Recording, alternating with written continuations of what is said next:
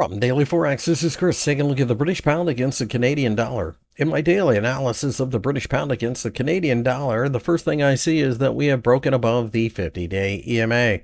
This is obviously a bullish sign, and I think it does open up the potential for a scenario where traders just simply look at this as a risk on versus risk off situation.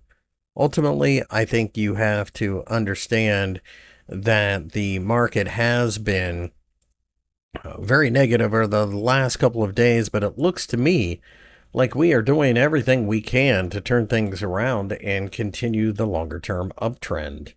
With that being the case, breaking above the 50-day EMA does suggest that momentum is continuing, and eventually we could go looking to the 1.7750 level.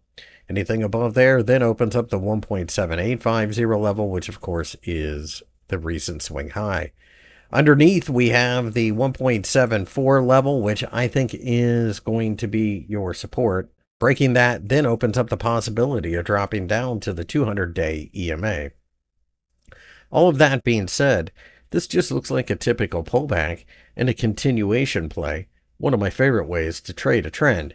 Granted, sooner or later, these pullbacks end up being trend reversals, but I don't see that right now.